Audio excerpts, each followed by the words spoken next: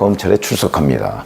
근데 이 출석을 앞두고 그전 뭐 성남FC 사건이나 대장동 그 소환 수사 때는 본인이 미리 뭘 적어갔죠.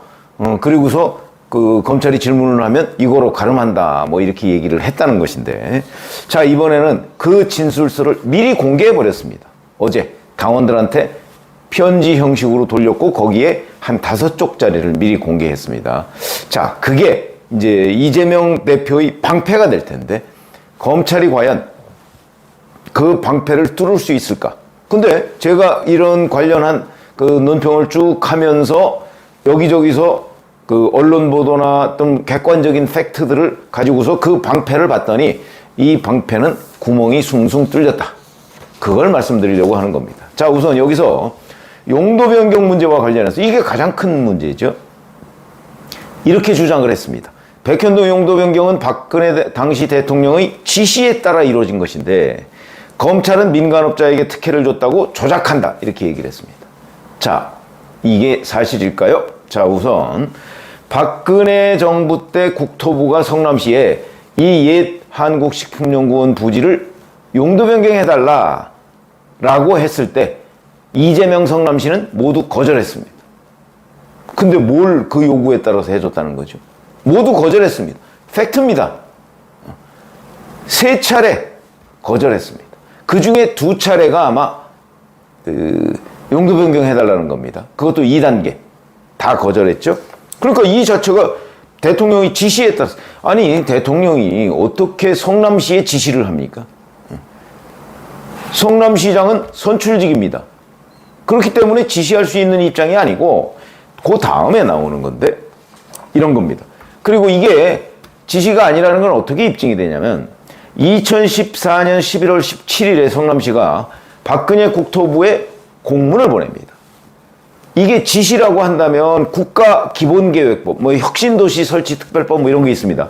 이걸 혁특법 이렇게 얘기하는데 이 혁특법상에 자 이거는 국가의 기본계획이니까 협조해 주시오 라고 얘기하는 거는 혁특법에 보면 따르도록 돼 있습니다. 이거는 거의 지시죠. 성남시가 그걸 국토부에 묻습니다.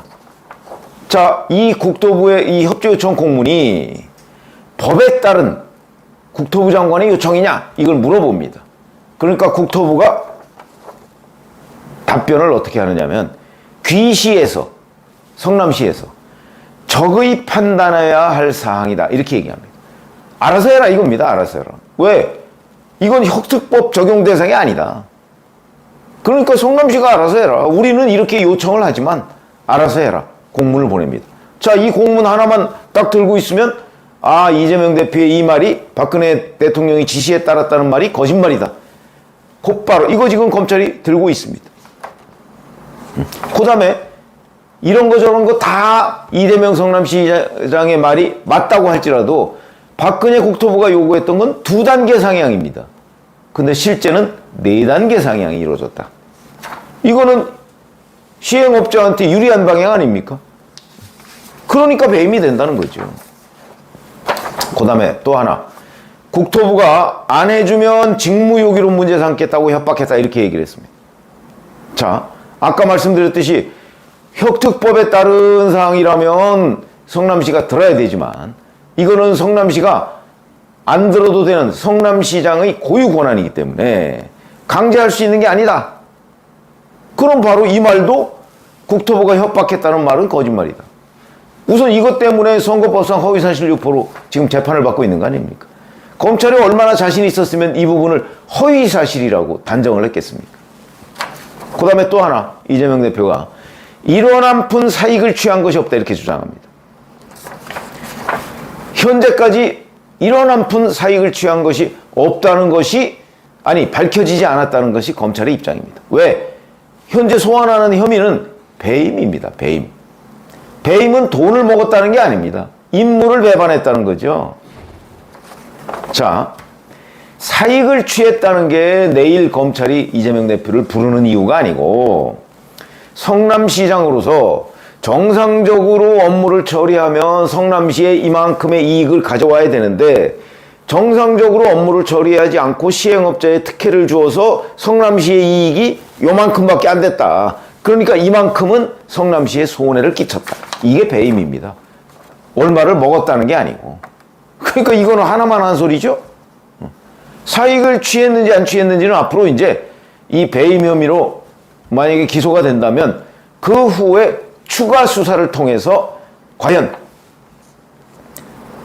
비자금 저수지가 있는지, 이재명 성남시가 이렇게 온갖 특혜를 다 주어가면서 사익을 챙긴 것이 있는지, 이거 밝혀져야 될 부분이죠. 그런데 그 가능성도 매우 높아졌습니다. 왜? 이 시행업자인 아시아디벨로퍼 정바울 대표가 얼마 전에 검찰에서 진술을 했죠. 김인섭 씨가 이 중간에 로비스트라고 소문이 난 200억을 나한테 줄 수 있는지 없는지 얘기를 했고, 그러면서 쭉 얘기하는 과정에서 절반은 내 몫이지만 절반은 내 몫이 아니라는 거 알지 않느냐. 그래서 이 절반은 두 사람 몫이다, 이렇게 얘기를 했다는 거죠. 물론 두 사람의 이름을 얘기하지는 않았다고 합니다. 그러나 정바울 대표는 이 두 사람이 성남시의 이재명 시장과 정진상 실장으로 알았다, 이렇게 얘기합니다. 업자가 그거 왜 모르겠습니까? 금방 알죠. 결국 인허가권을 쥐고 있는 사람이 100억을 차지해야 된다. 저는 제 개인적인 관측입니다만은 200억 이상 요구했을 거라고 봅니다. 줄여서 얘기한 거죠. 개인적 관측입니다만. 3,200억을 가져가는데 김인섭 씨가 겨우 200억 요구했습니까? 왜? 김인섭 씨가 아니었으면 이거는 이루어질 수가 없는 일이었으니까. 자, 그 다음에 이재명 대표는 또 이 검찰에 낼 진술서에서 검찰은 민간업자에게 특혜를 주었다고 조작한다, 이렇게 주장을 했습니다. 자, 한국식품연구원이 지방으로 이전을 해야 되는데 그러기 위해서는 이 백현동에 있는 부지를 팔아서 지방에 있는 땅을 사야 되지 않겠습니까? 팔려고 하니까 이게 자연녹지라 안 팔리는 겁니다. 잘 아시지만 자연녹지에는 공공기관은 건물을 지을 수가 있는데 민간업자들은 건물을 지을 수가 없습니다. 그러니까 이 자연녹지를 한 2단계 정도만 풀어주면, 제2종 주거지역이나 이런 거로 풀어주면 거기에 높이는 못 지어도 그냥 웬만한 건물은 지을 수 있기 때문에 수익성이 있는 거죠.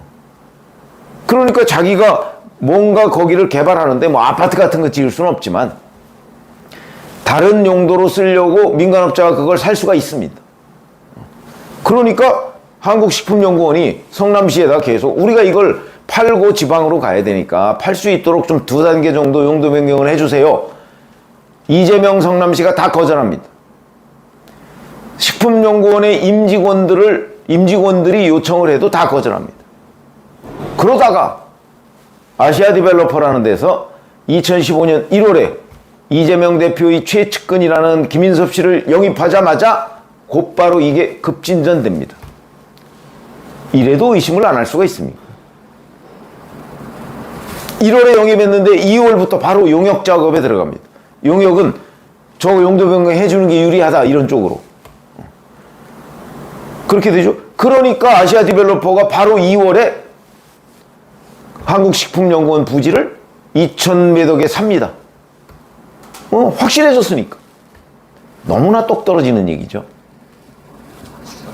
그 후에 용도 변경이 급진전돼서 바로 그해 9월에 용도 변경이 됩니다. 그것도 박근혜 국토부나 한국식품연구원이 요구했던 2단계가 아니고 4단계라는 파격적인 조건의 용도 변경이 이루어진다. 그걸 얘기하는 거다, 지금. 그러니까 조작이 아니고 여러 가지 팩트가 의심스럽다, 이런 거죠. 그 다음에 이거 말고서도 또 하나 희한한 것이 있습니다. 이게 2015년 1월부터 일이라고 그랬죠. 2014년 1월, 그로부터 딱 1년 전에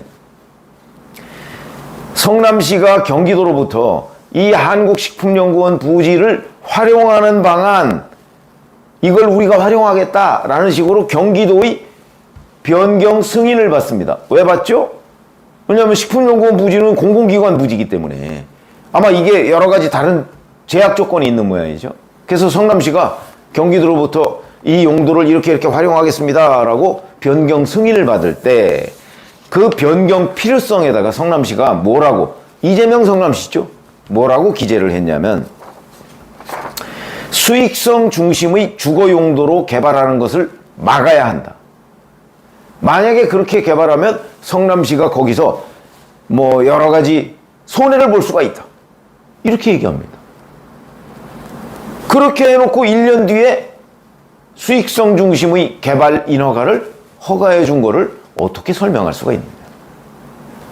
이거 제가 검찰이라면 정말 이런 방패는 이미 뚫린 거나 마찬가지다, 저는 그렇게 생각합니다. 그 다음에 이제 여기 진술서에는 없는데, 이재명 대표의 진술서에는 없는데 제가 그동안에 논평해가면서 알고 있던 내용들을 한번 여기에 또, 이것도 검찰이 추가로 질문하겠죠. 2015년 3월에, 그러니까 2015년 1월에 김인섭 씨를 아시아 디벨로퍼가 영입하고, 그리고 2월에 용역 작업해서 용도 변경을 해주는 쪽으로 연구를 시작하고, 그런데 3월에 당시 이재명 성남시장이 이 백현동 개발 사업에 성남도시개발공사를 참여시키라, 이런 자필 메모를 남깁니다. 그런데 실제는 2016년 그 다음에 도계공은 배제됐습니다. 이것도 도계공이 참여하면 그러면 도시개발공사도 거기서 배당을 받아야 되지 않겠습니까? 그런데 뭐 김인섭 씨나 아니면 성남시 공무원들이나 이런 사람들의 진술을 종합해 보면 이 아시아 디벨로퍼가 그렇게 되면 우리의 수익성이 줄어든다, 이렇게 얘기하니까 도계공을 배제했다는 거 아니겠습니까? 그럼 결국은 이재명 성남시가 도시개발 정바울 시행업자라는 사람의 이익을 극대화해주는 쪽으로 계속 움직였다 하는 명백한 증거가 되는 거죠. 또 하나, 1,000억 원의 기부 체납을 받았다고 주장을 합니다, 이재명 대표가. 이게 이제 R&D 부지라는 거거든요. 근데 이 R&D 부지하고 공원 용지를 기부 체납 받은 거는 사실입니다. 그런데 이 R&D 부지가 현재 공터입니다. 그러면 거기다가 뭔가 R&D 시설 뭐 이런 것들을 만들어야 되지 않겠습니까? 근데 현재 공터입니다. 풀만 무성한, 잡초만 무성한 공터로 남아있다. 이거 혹시 이용 가치가 떨어지는 R&D 부지 아니냐. 더군다나 이 R&D 부지를 처음에 아파트 용지와 R&D 부지를 뭐 대략 5대5 정도로 하려고 했는데, 계속 민간 시행업자가 그러면 우리 수익성이 떨어진다 그러니까 이게 6대4 뭐 이런 식으로 조정이 됐습니다. 이것도 결국 시행업자의 이익을 위해서 성남시가 움직였다는 확실한 증거가 되는 것 아니냐. 거기다 이 공원용지라는 데는 또 맹지입니다. 진입로조차 제대로 확보가 안 됐습니다. 그러면 결국 기부 체납이라는 거는 껍데기만 있고 모양 갖추기에 불과했던 것 아니냐. 충분히 검찰이 그런 주장을 하고, 현장을 가보면 이게 얼마나 형편없는 땅이라는 걸, 그리고 아파트 자체가 50m 옹벽입니다. 그런 아파트 없습니다. 위험하기 때문에. 총체적으로 시행업자의 이익을 위해서 성남시가 꼭두각시처럼 움직였다, 이런 얘기가 되는 거죠. 그러니 이런 방패 가지고 검찰의 창끝을 과연 막을 수 있겠는가. 당원들에게 쓴 편지에 이런 부분이 있습니다. 저를 희생제물로 삼아 정권의 무능을 감추고 민심 이반 위기를 모면하겠다는 것이다. 무능한 정치검찰의 무도함을 알려달라, 뭐 이런 얘기인데, 이거는 팩트가 아닙니다. 그렇죠? 이거는 그냥 정치적 주장이죠. 그러니까 이런 건 의미 없는 지지층 결집용에 불과한 것이고, 제가 말씀드린 팩트, 검찰에 진술한다는, 이거는 이미 검찰은 이 방패에 대한, 방패를 뚫을 창을 여러 개 가지고 있다. 한번 내일 보시죠. 아마 이런 식의 기존 주장